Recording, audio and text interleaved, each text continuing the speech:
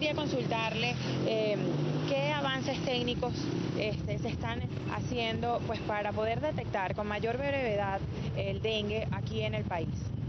Fíjate, en el país poco en general. Se está haciendo investigaciones muy interesantes en otros países, por ejemplo, como las redes sociales, Twitter, por ejemplo, o algunas redes sociales, Instagram, pueden favorecer el mapeo y el diagnóstico de las enfermedades rápidamente, inclusive cómo utilizar dispositivos móviles con unas pruebas específicas para hacer diagnósticos rápidos de enfermedades como malaria y malaria y dengue son dos enfermedades de alto impacto a nivel internacional. Entonces, tenemos que entrarle con todas las herramientas posibles a estas enfermedades. Creo que tenemos que pensar fuera de la caja, los científicos, de cómo afrontamos este tipo de problemas.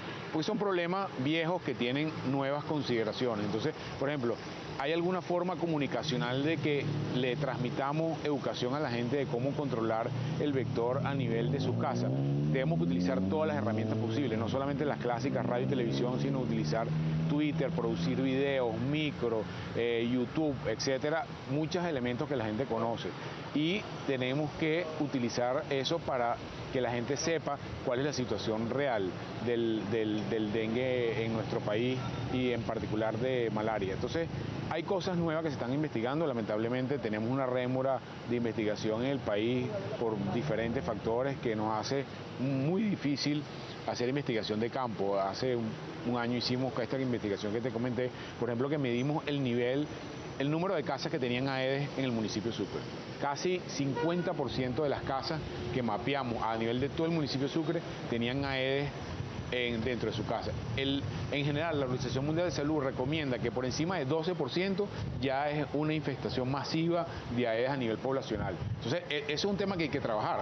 Encontramos que en organizaciones, por ejemplo, la California, donde rara vez se va el agua, no es como Mariche que frecuentemente se va el agua, la gente guarda agua, haya o no haya agua, porque está estructurado dentro de nuestro concepto que se puede ir el agua en determinado momento por razones históricas. Entonces todo el mundo guarda agua en el país de cualquier forma, no importa la época del año, y eso hace que cada vez tengas mayor número de vectores. Eso es algo que hay que afrontar de una manera científica.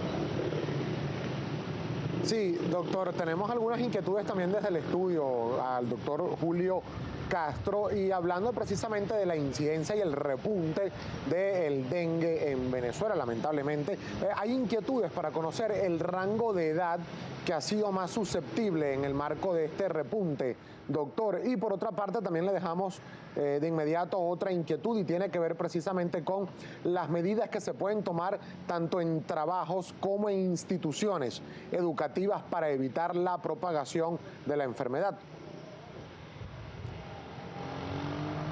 Mira, en relación al rango de edad, es una enfermedad que ataca prácticamente a todos los rangos de edad con mayor prevalencia, o sea, con mayor intensidad a los grupos entre 10 y 40 años. Ese grupo de edad, que es el grupo que tiene que ir al colegio, tiene más actividad, se mueve más, es el grupo mayormente afectado históricamente, y eso no ha cambiado mucho. A diferencia del sudeste asiático, el dengue en Venezuela ataca a todo el mundo, en el sudeste asiático ataca fundamentalmente a niños menores de 4 años. El comportamiento del dengue en las Américas es que ataca a los grupos medios de la vida, y eso la verdad en general no ha cambiado mucho. En relación a las medidas que la gente puede utilizar, es muy importante el control del vector. Yo quiero hacer un énfasis en esto, y perdóname que sea repetitivo, porque la gente siempre se pega con el mosquito y la fumigación. El mosquito adulto vive un par de días y vuela muy pocos metros. O sea, el enemigo lo tenemos en la casa. Eso es un concepto fundamental. No es que viene del Parque El Este y yo vivo en Caucahuita. No. El dengue está alrededor de mi casa y yo tengo que combatir ese vector agudamente, y eso es recogiendo la basura, no dejando depósitos de agua de ningún tipo, evitando que las cañerías tengan problemas, evitar recoger agua si yo tengo agua corriente diariamente. Entonces, todas esas medidas, una sola medida es perfecta. Todas las medidas hay que hacerle una callapa contra el dengue, porque de alguna manera ha venido aumentando progresivamente en nuestro país, cosa que no ha pasado en el resto de los países. En países como Argentina, que tú me lo nombraste, bueno, hay un año de epidemia, 4 años no hay epidemia, vuelve a haber otro año de epidemia, pasan 10 años que no hay. En Venezuela tenemos epidemia todos los años, desde hace 15 años, y eso es algo inaceptable. Todos tenemos que abocarnos, los científicos, los entes gubernamentales y la propia comunidad también. Tiene que haber una conjunción, tiene que haber un compromiso. En una época de este propio gobierno hizo una campaña que yo creo que fue muy fructífera, que fue un concurso de que los niños a nivel escolar entendieran el problema del dengue. Eso se hizo hace 6 o 7 años y tuvo un impacto sobre el número de casos de ese año bien importante. Entonces creo que hay estrategias interesantes que se pueden utilizar. Los niños son unos grandes captadores de mensajes a nivel de las escuelas. Si los niños les enseñan a sus padres cómo contener el dengue, vamos a hacerlo mucho más efectivo. Entonces tenemos que ponernos en esa campaña. Hay personas que todavía tienen dudas sobre si yo tengo dengue, si puedo ser un objeto de contagio para quienes estén en la casa. ¿Es únicamente por la picada del zancudo que está infectado o se contagia pues porque esté cercana a otra persona? Esa es una inquietud que la gente siempre tiene. El dengue no se contagia de persona a persona, necesitas el elemento común que es el vector, que es el mosquito, eso es fundamental.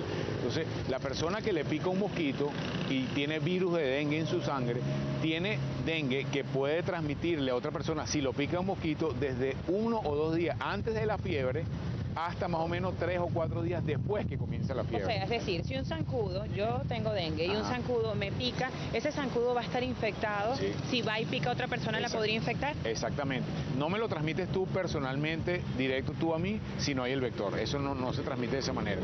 Si hay el mosquito, y hay mosquito por todos los lados, te pica a ti, que tienes virus en tu sangre, ese mosquito viene y me pica a mí y me lo transmite.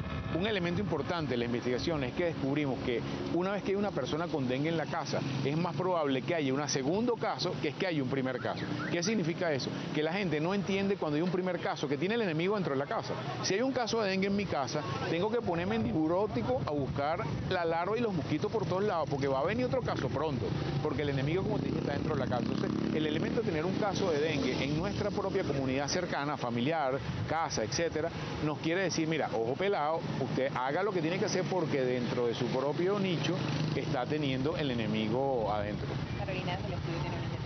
Así es, Alejandro. Le tengo una pregunta, doctor. Algunos estudios, lo que tiene que ver con el dengue. Sin embargo, ¿cuáles han sido los avances usted en el Instituto de Medicina Tropical han desarrollado en torno a la malaria?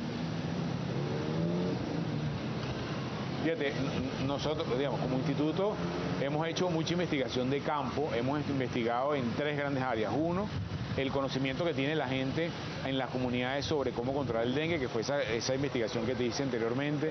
Hemos hecho estudios de factores de riesgo para poder saber, una vez que el paciente tiene dengue, cuáles pacientes van a ir hacia una enfermedad muy severa y qué pacientes no van a ir a esa enfermedad severa. Esos factores ya hoy en día los tenemos claros. Y un aspecto muy importante que yo quiero recalcar y siempre dejamos de lado es el costo financiero de carga de enfermedad del dengue. Si tú sumas toda la gente que ha tenido dengue en Venezuela en los últimos 20 años y eso le pones un valor monetario, hemos gastado millones de dólares en el combate del dengue.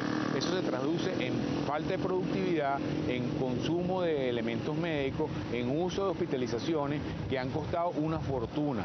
O sea, el dengue tiene un impacto económico y en carga, en, digamos, sufrimiento, debilidad, pérdida productiva muy importante, de las más grandes de América Latina.